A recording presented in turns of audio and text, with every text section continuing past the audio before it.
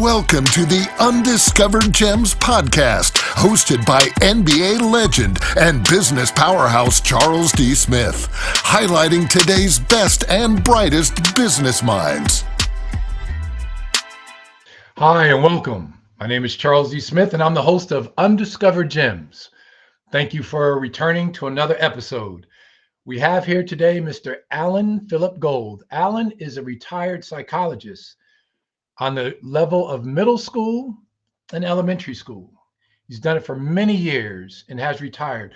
But what Allan has found out over the years is the impact social media has on society, on parents, on the schools, and more importantly, on the children. And we will go into that today. Allan, welcome to the show. Good to see you again. Thank you very much, Charles. Great. So, Allan, we talked a little bit about your background. And you've retired and you're in a new space. So before we move forward, why don't you give the audience a little understanding of what you've done in the past before we start moving it forward? Okay. I had almost 50 years in my school district, an elementary and middle school district in Tiburon, California, which was a high socioeconomic population. But that didn't mean that many children didn't have a lot of issues that I had to deal with over the years. The gift to me was that it was a small district without a lot of bureaucracy that I had to deal with. So I could take advantage of any or many different opportunities to help out where I could, not just assessing students for learning disabilities and other disabilities, but also a lot of counseling, a lot of work with parents and teachers, and doing groups to help kids for a variety of reasons, social groups, divorce groups, and whatever came up that needed support from a school psychologist, I was pretty much able to do that. And I did that for many, many years and really loved what I did. Right. So based on your background, you've seen a lot.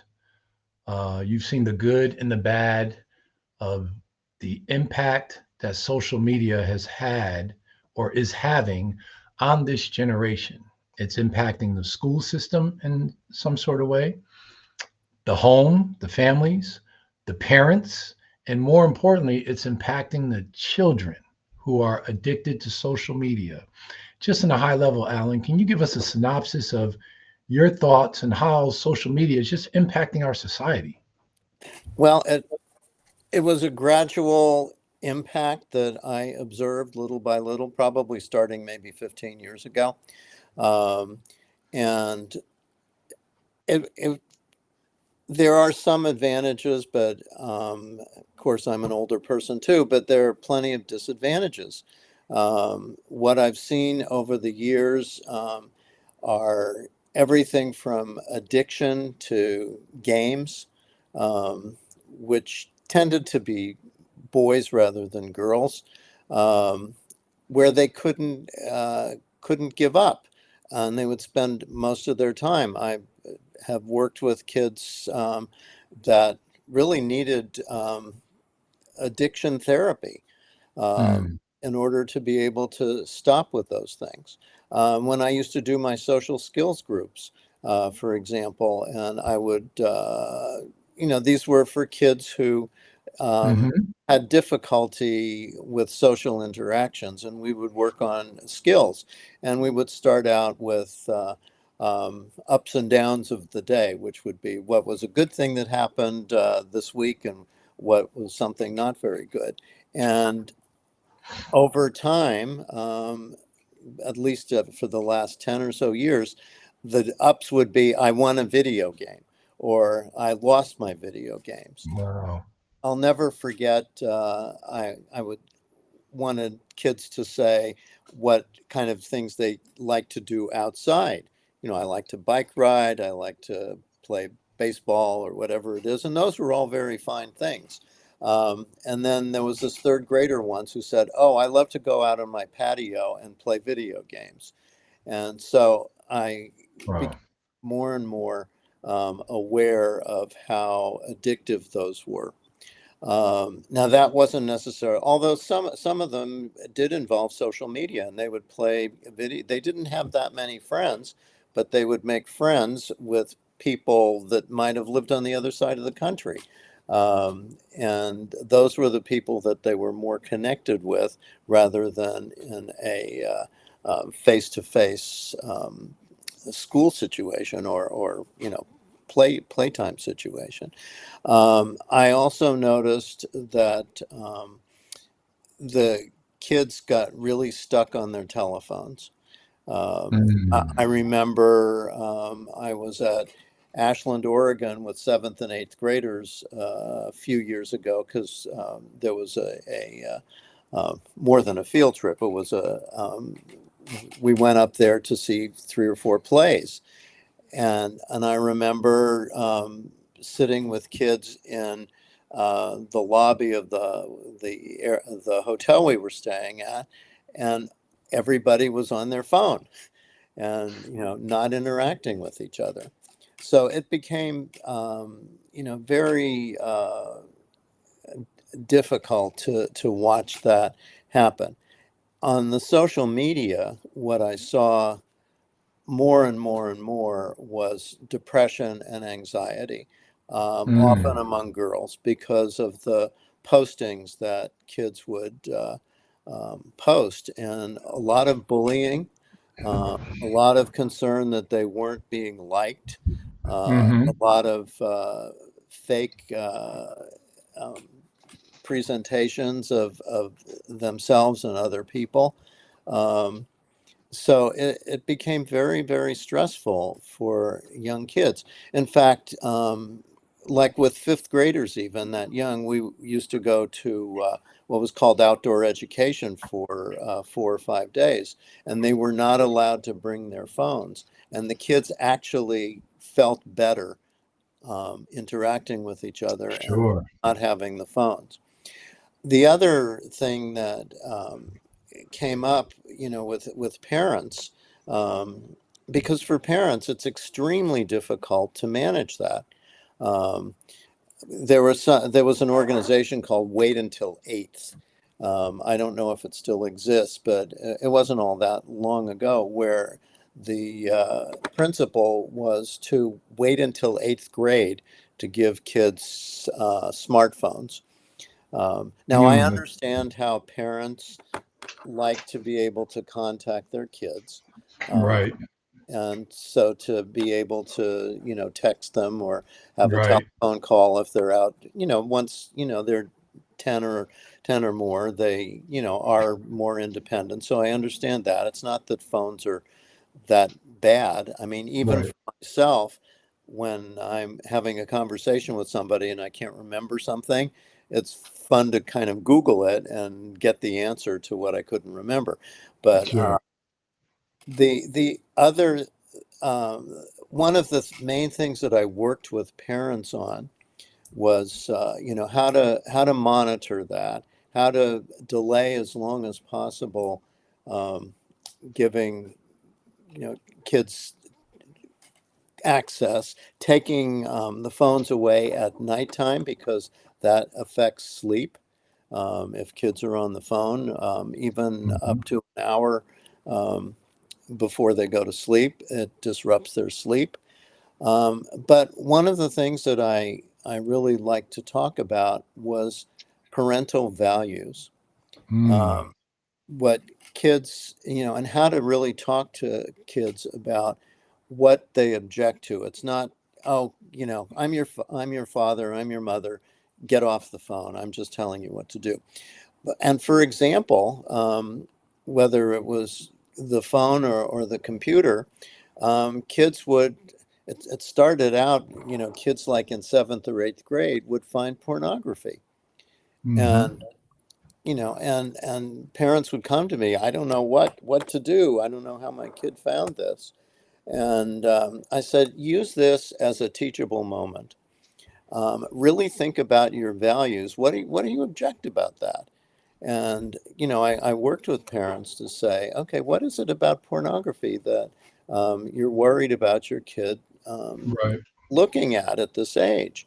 And really, to be able to have that conversation with them, it's maybe your values are, or you understand that everybody doesn't look like this. This is not about relationships, it's just about sex. Um, and whatever values you have, and to Sure. say, yeah, if you have questions about sexual activity or puberty, ask me, we'll talk about it, but this is not the way to ask or to find out. The other Mhm. one is with violent video games. I mean, I saw for years Fortnite. I never played it myself, but Sure. kids even as young as fourth grade, in the social skills group, they would talk about, oh, I played Fortnite, and other really violent video games. And what are the parental values about that? It's one thing to play a video game that's kind of cartoons and Right. just kind of fun. Um, but with violent video games, you have to identify what do you object about that, because there's some evidence that there's unable to predict who's going to actually be violent, but what it does is numb one's sensitivity to violence. Yep. And this is Yep. a violent world. I don't even go to violent movies anymore. Um, I just don't want to see that. And for kids to grow up with that violence is okay, you can kill anybody, you can crash cars into people. Um, I think, that all is uh, very damaging, Right. and the other skill I think that kids really lose from all of the communication on social media is really how to communicate with each other face to face. And I used to spend a lot of time with kids who would come to me because they were feeling bullied or feeling that their friends were posting things against them or saying they were mean. And it took a lot of time to deconstruct those Mhm. misunderstandings. People would post things that they would never say in person. And it seems like, and COVID worked on that too, because Sure. people couldn't be in person and talking for a year or two. And so I would work very carefully with two kids or a small group of kids. You said that she's really mean to you. What does mean to you? Right. what Right. i- what is what is she doing that's annoying you? And do you have to react this way? I did a lot of classes in recent years, just in class lessons on bullying and teasing, and why kids might do that. And I don't know if I mentioned it before, but that expression hurt people," and kids knew what that meant pretty much, even in Mhm. third grade. That if you're hurting, one way to deal with it is, it's not a good way to deal with it, but you go hurt somebody else. You're being bullied Right. by older siblings or even parents, and then you go take it out on somebody else. Whereas the best way to deal with it is to sit down face to face, have conversations to try to figure out what behaviors need to change. And I would tell kids all the time, unless you get some feedback. I said, "Do you know what feedback means?" And if we can never change unless we get some constructive feedback. Uh, Right. and I would, like, do little um, incidents with kids. I would tap them hard on the shoulder, and you could tell me, Dr. Gold, if I can't you just talk to me? It bothers me when you do that. And I say, "Oh, sorry, I Right. I won't do that anymore." But unless Right. we give each other feedback, about our behavior, there's no way that we can change it. But Right. So let me ask you, you mentioned that, there's aspects of social media that are damaging, and engagement, uh, interaction, human engagement is very important. So let's start with the younger, the kids, the 3-year-old, the toddlers. You see so many parents now just, I was in at the bank, and a mother walks in, and two kids, they're probably 4 years old. They look like twins. One's a boy, one's a girl. They got headphones on, and they got pads in their hand, and they're walking with them, right? And she's standing in line, and they're just on these pads. My understanding, and you know best, is a kid's mind at a certain age is developing at a rapid pace. And it's my understanding that social media, these games and everything, it's debilitating to that. It's arresting that growth at that time. Can you yes. talk a little bit about that? Yes, I totally agree with that. I mean, you think back to when you were a kid, and I'm older than you, we played, we Right. were creative.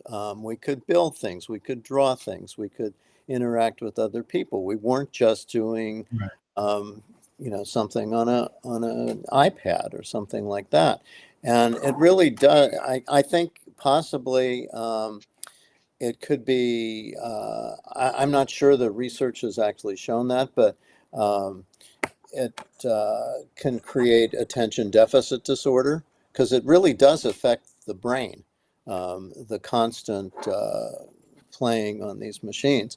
It also, in a larger sense, I think doesn't promote. Um, Sorry about that. okay. Helping kids delay gratification or be patient. If you're playing a Yeah. game that doesn't work, you just start it over again.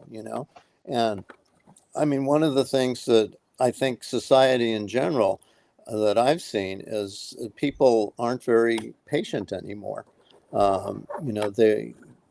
They're not willing to exert hard work. If you can't play a game, you try another game or something like that. And you're absolutely right about how young brains are really developed. Um, are affected by the things that they do. And there may be quite neurological problems that come from being stuck on iPads, and phones at that young age. Um, Yeah, and I think one of the things is immediate gratification, on yeah, the phones. that's it. Yes, Uh, and when you're out playing with your friends, there is no immediate gratification all the time, more or less than when it happens. But in the games, kids win. They at certain levels of all these games and things that they play. It could be an easy level or a harder level, but they're playing. They're winning automatically. So they're losing patience. These kids yes, don't seem to have a lot of patience. yes, yes. I agree with you. Um, And I even understand how addictive it is because I like to play solitaire on the computer myself. And, I have to limit, say, okay, if I don't win, how many times am I going to play? I mean, I Right. that, we're all vulnerable to that. And, it's a Yes. diversion, but, I don't want to, spend hours on that. But kids Right. really, I've worked with psychiatrists who actually have worked with high school students who they don't do any homework, they barely eat or sleep, and they've just been on, playing games for hours and Right. hours, and that it's very dangerous.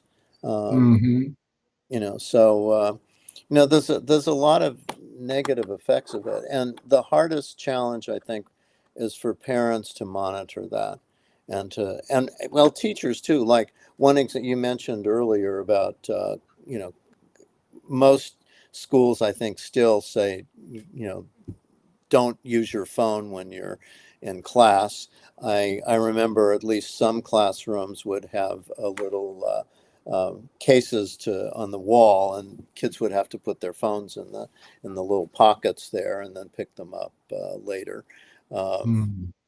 and I know when I would counsel some kids, sometimes they would say, "May I use my phone to check something?" And I would usually say yes, because they were just with me, and if it was relevant to what our discussion was.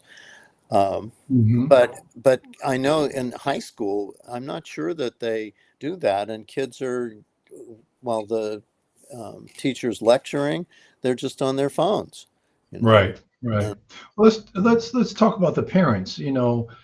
How should parents raise their children in a social media society? Because a lot of times you see parents just let the kids do what they want to do because they'll say, well, at least he's not getting in trouble or she's not getting in trouble. yeah, But Alan, you know that there's trouble in the phones as well. exactly. Yes, So yes. how should parents manage Well, or deal with kids?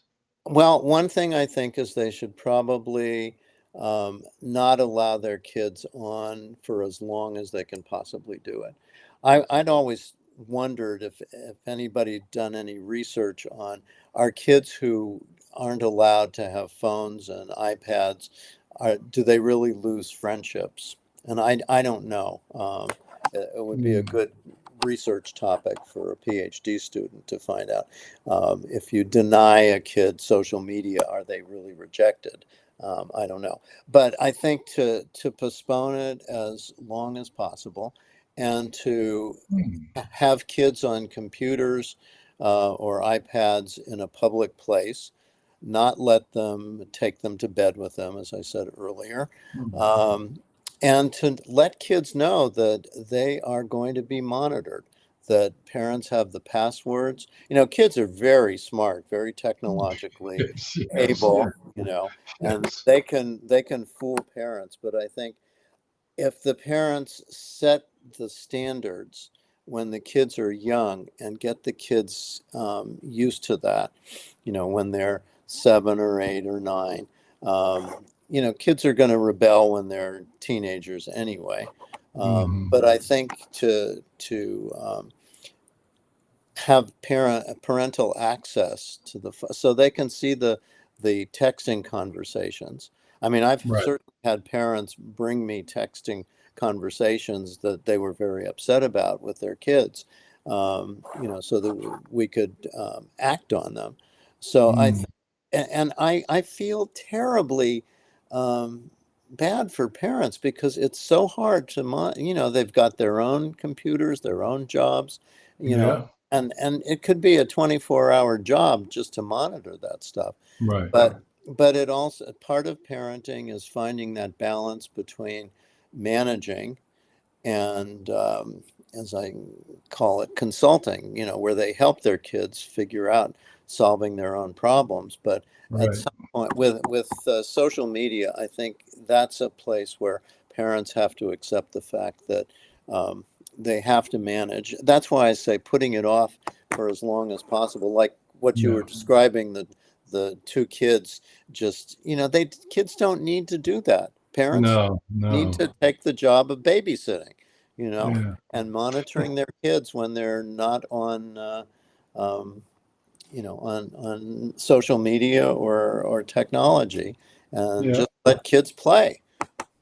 yeah. It sounds as though, parents have to really be engaged with their children more today than ever before. Yes, I think And I that's mean, as far as communicating and being in their lives, because they got this other life that the parents know nothing about. But something you said earlier, Alan, about friendship. And I'll ask you, can children or teenagers really make or establish real friendships without human interaction? they think they can, Hmm. but I really doubt that, Hmm. because the older I get, the more I realize how important communication is. And you don't have that in-depth communication uh, Right. on social media. You just don't. You Right. say, I mean, it's one thing to say, "Oh, I'll see you at 2 o'clock at the store," and just confirm that kind of thing. But if there's a real issue, it really needs deconstructing. And in order to build friendships, you have to talk about your likes and dislikes, your interests, your Sure. your values, and texting is pretty hard to do that. I don't even like Right. to text very, because unlike kids where they do it with both thumbs, I still do it with one of my fingers. And Hmm. I'd much rather email because I can write a lot more information. Sure.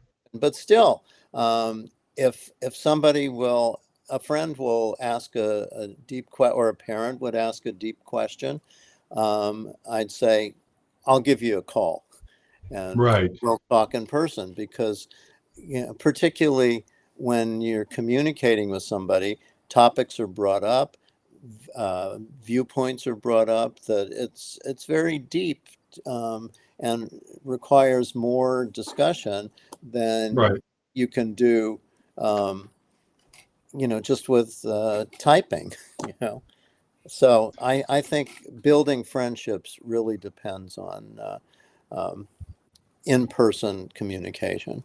Yeah, and I think parents need to tell that to their children. The one thing you said about texting, the kids today think that the text is the ultimate communication. Instead of picking up the phone and call, I don't even read my texts all the time, and they send me messages, and I'm like, I didn't get it. You're Yeah, waiting an hour because I didn't know. Why didn't you just call me? Oh, yeah, it's exactly. unbelievable.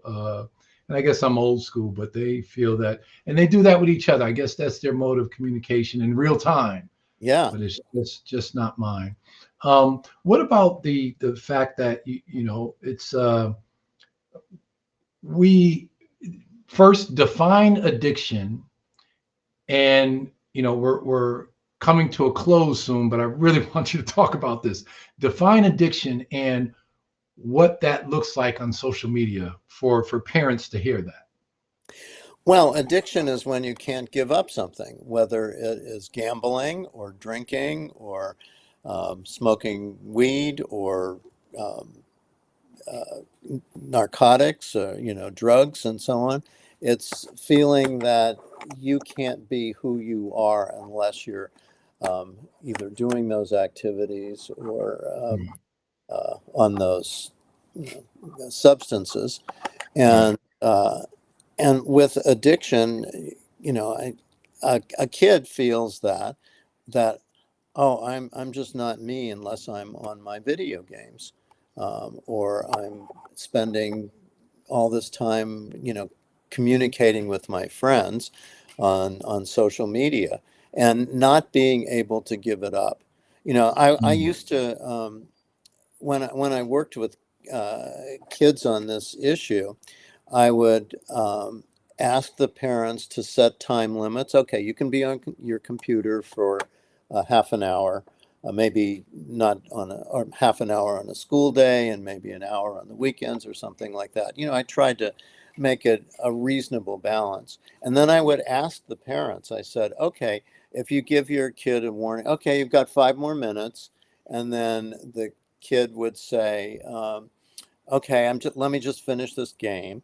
And then it was the time to stop. And so, oh, wait, I'm almost finished. And 1 minute becomes 2 minutes, becomes 5 minutes, becomes 10 minutes, becomes an argument, and the kid cannot get off. Right. That's when I would say, here's where I'm worried about addiction. Now, some Right. kids would be able to, finish. Okay, mom, I'm finished. I'll put it away. And some kids would be able to do that. And I would worry far less about them as being addicted. Right. But the Right. ones that couldn't get off, those are the ones that I worried a lot about. And, uh, for those kids, I think it has to be an um, cold turkey, all or nothing. For some Right. kids who, had some sense of balance and could stop, okay, then they can play because, they're not going to stay on it for past Right. the time limit. But and it's very hard for kids to say, no, you cannot do that, and Right. hide the iPad or the phone and take it away. But they're not proving that they can actually give it up. So that's how I see addiction. Right. Well, Alan, of course, once again, the show is coming to a close, and we can continue to go on. But look, I just want to say, Alan Gold, Man of the Year. Thank you for coming on Undiscovered Gems and dropping some knowledge on our audience on this subject matter. This is a hot topic of social media, children, and parenting, and it will be a hot topic for some time. So thank you Yeah. for being on the show. Okay, thank you for having me. I hope this was useful for some parents, if not many parents, who are listening. Thank you, Alan. Okay. We hope you enjoyed this episode of Undiscovered Gems with our host, Charles D. Smith, highlighting today's best and brightest business minds. Brought to you by Pods Entertainment Group.